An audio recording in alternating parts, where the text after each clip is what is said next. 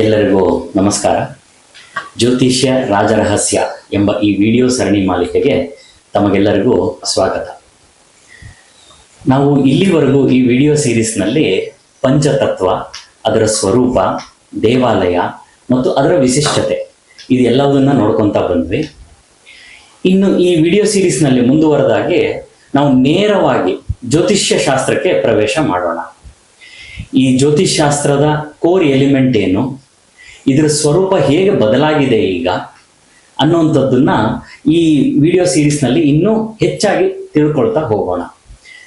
ನಾನು ಕಳೆದ ವಿಡಿಯೋದಲ್ಲಿ ಹೇಳಿದ್ದೆ ನಿಮಗೆ, ಒಂದು 150-200 ವರ್ಷಗಳ ಹಿಂದೆ ಬಳಸ್ತಿದ್ದಂತಹ ಜ್ಯೋತಿಷ್ ಶಾಸ್ತ್ರಕ್ಕೂ ಮತ್ತು ನಾವು ಈಗ ಬಳಸ್ತಿರುವಂತಹ ಜ್ಯೋತಿಷ್ ಶಾಸ್ತ್ರಕ್ಕೂ ಬಹಳ ವ್ಯತ್ಯಾಸ ಇದೆ ಅಂತ ಅಂದ್ಬಿಟ್ಟು. ಯಾಕೆ ಈ ಮಾತು ಹೇಳಿದ್ದೆ ನಾನು ಅಂತಂದ್ರೆ, ಅಬ್ಸರ್ವ್ ಮಾಡ್ಬೋದು, ಏನಾಗುತ್ತೆ, ಸ್ವಲ್ಪ ನಾವು ಹಳೆಬರು ನಮ್ಮ ಅಜ್ಜನ ಕಾಲದವರಿಗೋ ಅಥವಾ ನಮ್ಮ ತಂದೆಯವರಿಗೋ ಕೇಳಿದ್ರೆ ಎಷ್ಟೋ ಜನಕ್ಕೆ ಅವರ ಜನ್ಮ ದಿನಾಂಕನೇ ಗೊತ್ತಿರಲ್ಲ, ಅವರ ಡೇಟ್ ಆಫ್ ಬರ್ತೆ ಗೊತ್ತಿರಲ್ಲ ಅವರಿಗೆ.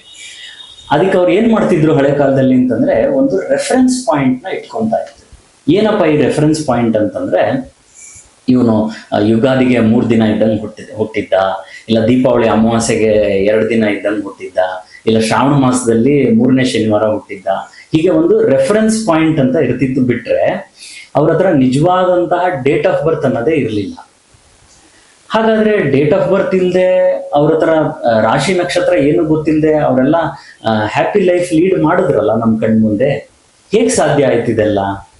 ಜ್ಯೋತಿಷ್ಯನೇ ಗೊತ್ತಿಲ್ಲದೆ, ಡೇಟ್ ಆಫ್ ಬರ್ತೇ ಗೊತ್ತಿಲ್ಲದೆ, ನಕ್ಷತ್ರನೇ ಗೊತ್ತಿಲ್ಲದೆ ಅವರು ಉನ್ನತ ಮಟ್ಟದ ಜೀವನವನ್ನ ಮಾಡಿದ್ರಲ್ಲ. ಇದೆಲ್ಲ ಯಾಕೆ ಅಂತಂದ್ರೆ, ಇದಕ್ಕೆ ಸೂಕ್ಷ್ಮವಾಗಿ ತಿಳ್ಕೋಬೇಕು ಅಂತಂದ್ರೆ, ಸ್ವಲ್ಪ ಹಳೆ ಕಾಲಕ್ಕೆ ಅಥವಾ ನಾವು ಸ್ವಲ್ಪ ಹಿಂದಕ್ಕೆ ಹೋದ್ರೆ ಎಥಿಕ್ಸಿಗೆ ತುಂಬಾ ಬೆಲೆ ಇತ್ತು. ಅಂದ್ರೆ ಒಂದು ಮಾತಿಗೆ ಒಂದು ಬೆಲೆ ಅನ್ನೋದು ಇರ್ತಿತ್ತು. ಅದೇನಾಗ್ಬಿಟ್ಟಿದೆ, ಈಗಿನ ಕಾಲದಲ್ಲಿ ಅದು ತುಂಬಾ ಕೊರತೆ ಆಗ್ಬಿಟ್ಟಿದೆ. ಒಂದು ಮಾತಿಗೆ ಬೆಲೆ ಇಲ್ಲ. ಈಗೆಲ್ಲ ಏನಾಗ್ಬಿಟ್ಟಿದೆ, ಸ್ವಾರ್ಥ ಮತ್ತು ಪ್ರತಿಷ್ಠೆ. ಇಷ್ಟ್ರ ಮಧ್ಯದಲ್ಲೇ ನಾವು ಒದ್ದಾಡ್ತಿರೋದ್ರಿಂದ ನಮಗೆ ಏನಾಗ್ಬಿಟ್ಟಿದೆ, ಜ್ಯೋತಿಷ್ ಶಾಸ್ತ್ರ ಈಗ ನಮ್ಮನ್ನ ಪ್ರೊಟೆಕ್ಟ್ ಮಾಡ್ಕೊಳ್ಳೋಕೆ ಜ್ಯೋತಿಷ್ ಶಾಸ್ತ್ರ ಬೇಕಾಗಿದೆ. ಮತ್ತೆ ನಾನು ಡೆವಲಪ್ ಆಗ್ಬೇಕು ಅಂತಂದ್ರೂ ಈಗ ಏನಾರ ಒಂದು ಸಂಪಾದನೆ ಮಾಡ್ಬೇಕಲ್ಲ. ಈಗ ನಾವು ಹಳೆ ಕಾಲದವರಷ್ಟು ಆಚಾರ ವಿಚಾರಗಳನ್ನ ಬಿಟ್ಕೊಂಡ್ ಬಂದಿದ್ದೀವಿ, ಎಥಿಕ್ಸ್ ಬಿಟ್ಕೊಂಡ್ ಬಂದಿದ್ದೀವಿ. ಅದೆಲ್ಲದನ್ನ ರೀಗೈನ್ ಮಾಡ್ಕೊಳ್ಳೋದು ಯಾವ ರೀತಿ? ಒಂದು ಆಚಾರ ವಿಚಾರ ಮಾಡ್ಬೇಕು. ಆದ್ರೆ ಏನಾಗ್ತಿದೆ, ಈಗಿನ ಯಾಂತ್ರಿಕ ಬದುಕಲ್ಲಿ ನಾವಿರೋ ಸ್ಪೀಡು, ನಾವು ಹೋಗ್ಬೇಕಾಗಿರುವಂತ ಸ್ಪೀಡಲ್ಲಿ ಈ ಮೂಲ ಕೋರ್ ಏನು ಆಚಾರ ವಿಚಾರಗಳಿತ್ತೋ ಅದನ್ನ ಬಿಟ್ಬಿಟ್ಟು ನಾವು ಮುಂದಕ್ಕೆ ಬಂದ್ಬಿಟ್ಟಿದ್ದೀವಿ. ಸೊ ಹಾಗಾಗಿ ಅದ್ರದ್ದು ಬ್ಲೆಸ್ಸಿಂಗ್ ಯಾವ್ದಾರ ಒಂದು ಮುಖಾಂತರ ನಮಗೆ ಬರ್ಬೇಕಲ್ಲ. ಹಾಗಾಗಿ ಜ್ಯೋತಿಷ್ಯ ಅನ್ನೋದು ಏನಾಗ್ಬಿಟ್ಟಿದೆ ಈಗ, ಮೂಲವಾಗಿ ನನ್ನ ಒಂದು ಡೆವಲಪ್ಮೆಂಟಿಗೆ ಮತ್ತೆ ನನ್ನ ಪ್ರೊಟೆಕ್ಷನ್, ನಾನೇನ್ ಹೇಳಿದೆ, ನನ್ನ ಒಂದು ಪ್ರೊಟೆಕ್ಷನ್ಗೋಸ್ಕರನೇ ಈ ಜ್ಯೋತಿಷ್ ಶಾಸ್ತ್ರ ಅನ್ನೋ ಹಾಗೆ ಆಗ್ಬಿಟ್ಟಿದೆ. ತಪ್ಪಲ್ಲ, ಯಾಕಂತಂದ್ರೆ ಕಾಲ ಹಾಗಾಗಿದೆ. ಈಗ ಕಾಲಕ್ಕೆ ತಕ್ಕಂಗೆ ನಾವು ಹೋಗ್ಬೇಕಾಗಿದೆ. ಹಾಗಾದ್ರೆ ಈಗ ನೋಡ್ತಿರೋಂತ ಜ್ಯೋತಿಷ್ ಶಾಸ್ತ್ರ ಏನಿದೆ, ಇದು ಸರಿ ಇದೆಯಾ? ಈಗ ನಾವು ಹೋಗಿ ಕೇಳ್ತಿದೀವಲ್ಲಪ್ಪ, ಅವ್ರೇನೋ ಹೇಳ್ತಿದಾರಲ್ಲ, ಅದು ಸರಿ ಇದೆಯಾ ಅಂತಂದ್ರೆ, ಈ ಜ್ಯೋತಿಷ್ ಶಾಸ್ತ್ರ ಅನ್ನೋದೇನಿದೆ, ಕಾಲಗರ್ಭದ ಹೊಡೆತಕ್ಕೆ ಸಿಲುಕಿ ಅವರವರು ತೋಚಿರೋ ಹಾಗೆ ಅವರವರು ಒಂದು ಉಲ್ಲೇಖ ಮಾಡಿಕೊಂಡು ಏನಾಗ್ಬಿಟ್ಟಿದೆ, ತುಂಬಾ ತಿರುಚಿ ಹೋಗ್ಬಿಟ್ಟಿದೆ. ಇದ್ರ ಕೋರ್ ಎಲಿಮೆಂಟೇ ಮಿಸ್ ಆಗ್ಬಿಟ್ಟಿದೆ.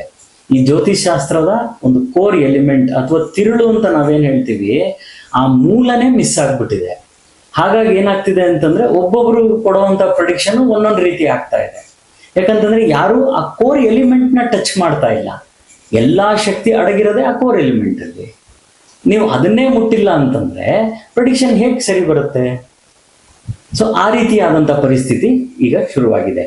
ಆದ್ರೆ ನಾವೇನ್ ಮಾಡ್ತೀವಿ ಅಂತಂದ್ರೆ, ಈ ವಿಡಿಯೋ ಸರಣಿ ಮಾಲಿಕೆಯಲ್ಲಿ ಈ ಜ್ಯೋತಿಷ್ ಶಾಸ್ತ್ರದ ತಿರುಳು ಅಥವಾ ಈ ಜ್ಯೋತಿಷ್ ಶಾಸ್ತ್ರದ ಮೂಲ, ಅಲ್ಲಿಂದನೇ ಶುರು ಮಾಡೋಣ.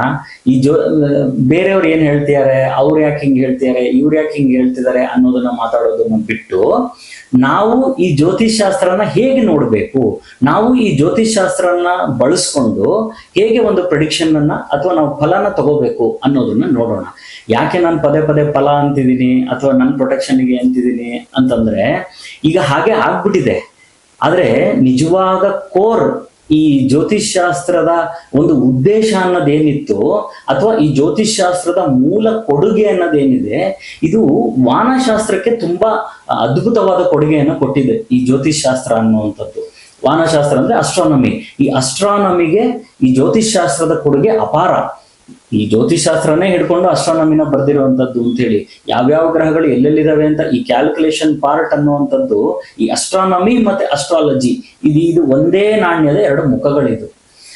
ಆ ಒಂದು ಫೀಲ್ಡ್ಗೆ ಈ ಜ್ಯೋತಿಷ್ ಶಾಸ್ತ್ರದ ಕೊಡುಗೆ ಅಪಾರ.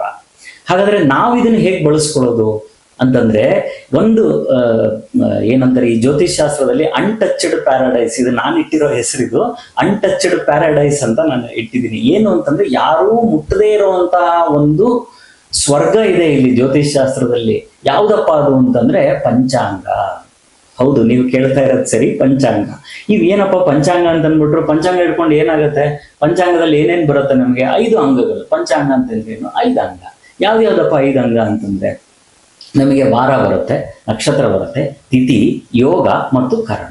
ಈ 5 ಅಂಗ ಹಿಡ್ಕೊಂಡ್ರೆ ಏನಾಗುತ್ತೆ? ಈ 5 ಅಂಗಗಳನ್ನ ನಾವು ಎಲ್ಲಿ ಬಳಸ್ತಿದೀವಿ? ಈಗಲೂ ಬಳಸ್ತಾ ಇದ್ದೀವಿ. ಎಲ್ಲಿ? ಮುಹೂರ್ತಗಳಲ್ಲಿ ನಾವು ಈ 5 ಅಂಗಗಳನ್ನ ಹೆಚ್ಚಾಗಿ ಬಳಸ್ತಿದ್ದೀವಿ.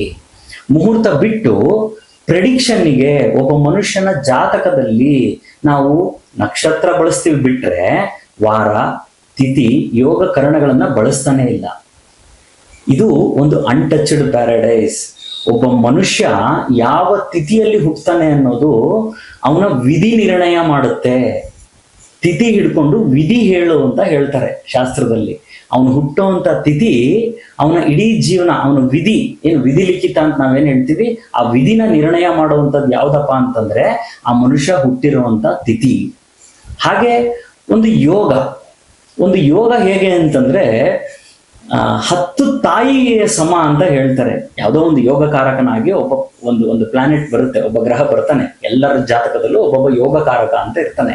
ಆ ಯೋಗಕಾರಕ ಹೇಗ್ ಕೆಲಸ ಮಾಡ್ತಾನೆ ಅಂತಂದ್ರೆ 10 ತಾಯಿಗೆ ಸಮ ಅಂತ ಹೇಳ್ತೀವಿ. ಈಗ ನಮಗೆ ಒಬ್ರು ತಾಯಿ ಇದ್ರೇನೆ ನಮ್ಮನ್ನ ಎಷ್ಟು ಚೆನ್ನಾಗಿ ನೋಡ್ಕೊಂತಾರೆ. ಊಟ ಮಾಡಿದ್ಯಾ ಕೇಳ್ತಾರೆ, ತಿಂಡಿ ತಿಂದ್ಯಾ ಕೇಳ್ತಾರೆ, ನಮ್ಮ ಎಲ್ಲ ಆಗು ಹೋಗುಗಳನ್ನೆಲ್ಲ ಅವರು ನಿಭಾಯಿಸ್ಕೊಂಡು ಹೋಗ್ತಾರೆ. ಅಂಥದ್ದು 10 ಜನ ತಾಯಿ ಇದ್ರೆ ನಮ್ಗೆ ಹೇಗೆ ಒಂದು ಏನಂತಾರೆ, ನನ್ನ ಬೆಳವಣಿಗೆಗೆ ಹೇಗೆ ನನಗೆ ಸಪೋರ್ಟ್ ಮಾಡ್ತಾರೋ ಹಾಗೆ ಒಂದು ಯೋಗಕಾರಕ, ಒಂದು ಜಾತಕದಲ್ಲಿ ಒಂದು ಯೋಗಕಾರಕ ಅನ್ನೋನು 10 ತಾಯಿಗೆ ಸಮ. ಹಾಗೆ ಒಬ್ಬ ಕರ್ಣಾಧಿಪತಿ, ಅದು ಒಂದು ಗ್ರಹ ಬರುತ್ತೆ. ಒಂದೊಂದು ಜಾತಕದಲ್ಲಿ ಒಬ್ಬೊಬ್ರು ಕರ್ಣಾಧಿಪತಿಯಾಗಿ ಬರ್ತಾರೆ. ಆ ಕರ್ಣಾಧಿಪತಿ ಅನ್ನೋಂಥವ್ನು ಯಾರಪ್ಪ ಅಂತಂದ್ರೆ, ಈಗ ಹೇಗೆ ನಮ್ಮ ಪ್ರಧಾನಮಂತ್ರಿಗಳಿಗೆ ಸುತ್ತ ಕಪ್ಪು ಕೋಟ್ ಹಾಕೊಂಡು ಒಂದು ಸೂಟ್ ಕೇಸ್ ತರ ಏನೋ ಇಟ್ಕೊಂಡು ಓಡಾಡ್ತಾರಲ್ಲ, SPG ನಾವೇನ್ ಹೇಳ್ತೀವಿ, ಕಮಾಂಡೋಸ್ ಏನಿರ್ತಾರೆ, ಬ್ಲ್ಯಾಕ್ ಕ್ಯಾಟ್ಸ್ ಅಂತ ನಾವೇನ್ ಹೇಳ್ತೀವಿ, ಆ ರೀತಿ ಒಬ್ಬ ಕರ್ಣಾಧಿಪತಿ ಆ ಒಂದು ಜಾತಕರನ್ನ ತನ್ನ ಪ್ರಾಣನರ ಒತ್ತೆ ಇಟ್ಟು ಕಾಪಾಡಬೇಕು ಅಂತ ಹೋರಾಡ್ತಿರ್ತಾನೆ. ಆ ಗ್ರಹ ನಿಮಗೆ ಅವನ ಪ್ರಾಣನರ ಒತ್ತೆ ಇಟ್ಟು ನಿಮ್ಮನ್ನು ಕಾಪಾಡಬೇಕು ಅಂತ ಓಡಾಡ್ತಿರ್ತಾನೆ. ಆ ರೀತಿಯಾದಂತಹ ಒಂದು ಗ್ರಹ ಈ ಕರ್ಣಾಧಿಪತಿ. ನೋಡಿ, ನಾವು ಯಾರು ಈ ತಿಥಿ ಬಳಸಲ್ಲ, ಯೋಗ ಬಳಸಲ್ಲ, ಕರ್ಣಾಧಿಪತಿನ ಬಳಸಲ್ಲ ಈ ಪ್ರಿಡಿಕ್ಷನ್ನಿಗೆ. ಆದ್ರೆ ಇದು ಅನ್ಟಚ್ಡ್ ಪ್ಯಾರಡೈಸ್. ಇಲ್ಲೇ ಎಲ್ಲ ಇರೋವಂಥದ್ದು. ಒಂದು ಜಾತಕದಲ್ಲಿ ಆ ಜಾತಕರು ಹುಟ್ಟಿರುವಂಥ ತಿಥಿ ಆಗಿರ್ಬೋದು, ಯೋಗ ಆಗಿರ್ಬೋದು, ಕರ್ಣ ಆಗಿರ್ಬೋದು. ಇನ್ನು ಮುಂದಿನ ದಿನಗಳಲ್ಲಿ ನಕ್ಷತ್ರ ಮತ್ತೆ ವಾರಗಳ ಬಗ್ಗೆನೂ ನಾನು ಮಾತಾಡ್ತೀನಿ. ಹಾಗೆ ಈ ವಾರ, ತಿಥಿ, ನಕ್ಷತ್ರ, ಯೋಗ, ಕರ್ಣಗಳ ಏನು ಹೇಳ್ತೀವಿ ನಾವು, ಈ ಪಂಚಾಂಗ ಅಂತ ನಾವೇನು ಹೇಳ್ತಿದ್ದೀವಿ, ಇದು ಒಂದು ಅನ್ಟಚ್ಡ್ ಪ್ಯಾರಡೈಸ್. ಇದ್ರ ಬಗ್ಗೆ ನಾವು ಮುಂದಿನ ವಿಡಿಯೋಗಳಲ್ಲಿ ನಾನು ನೇರವಾಗಿ ಈ ತಿಥಿ ಬಗ್ಗೆ, ಯೋಗಗಳ ಬಗ್ಗೆ ಮತ್ತು ಕರ್ಣಗಳ ಬಗ್ಗೆ, ಇದು ಹೇಗೆ ಕೆಲಸ ಮಾಡುತ್ತೆ, ಮತ್ತೆ ಒಬ್ಬ ಮನುಷ್ಯನಿಗೆ ಯಾವ ತಿಥಿಲಿ ಹುಟ್ಟಿದ್ರೆ ಅವರ ಕ್ಯಾರೆಕ್ಟರಿಸ್ಟಿಕ್ಸ್ ಏನಿರುತ್ತೆ, ಯಾವ ತಿಥಿಲಿ ಹುಟ್ಟಿದ್ರೆ ಅವ್ರಿಗೆ ಏನು ನ್ಯೂನ್ಯತೆ ಇರುತ್ತೆ, ಹಾಗೆ ಯಾವ ಯೋಗದಲ್ಲಿ ಹುಟ್ಟಿದ್ರೆ ಅವರಿಗೆ ಏನು ಫಲ ಬರುತ್ತೆ, ಹಾಗೆ ಒಬ್ಬ ಕರ್ಣಾಧಿಪತಿಯನ್ನ ಇಟ್ಕೊಂಡು ನಾವು ಹೇಗೆ ನಮ್ಮ ಕೆಲಸವನ್ನ ಸಾಧಿಸ್ಕೋಬಹುದು ಅಂತ, ಇದು ಎಲ್ಲದರ ಬಗ್ಗೆ ನಾವು ಸುಸೂತ್ರವಾಗಿ ಅಥವಾ ಕೂಲಂಕುಷವಾಗಿ ಇನ್ನೂ ವಿಸ್ತಾರವಾಗಿ ಇದೇ ವಿಡಿಯೋ ಸೀರೀಸ್ನಲ್ಲಿ ಮುಂದಿನ ವಿಡಿಯೋಗಳಲ್ಲಿ ನೋಡೋಣ ಅಂತ ಹೇಳ್ತಾ ಈ ವಿಡಿಯೋ ಸೀರೀಸ್ನ ಮುಗಿಸ್ತೀನಿ. ನಮಸ್ಕಾರ, ಧನ್ಯವಾದ.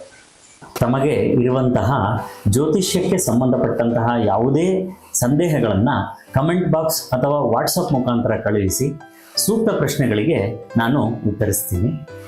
ಹಾಗೆ ಪರ್ಸನಲ್ ಪ್ರೆಡಿಕ್ಷನ್ ಬೇಕಿದ್ದಲ್ಲಿ ಫೋನ್ ನಂಬರಿಗೆ ಕರೆ ಮಾಡಿ ಅಪಾಯಿಂಟ್ಮೆಂಟ್ ತೆಗೆದುಕೊಳ್ಳಿ.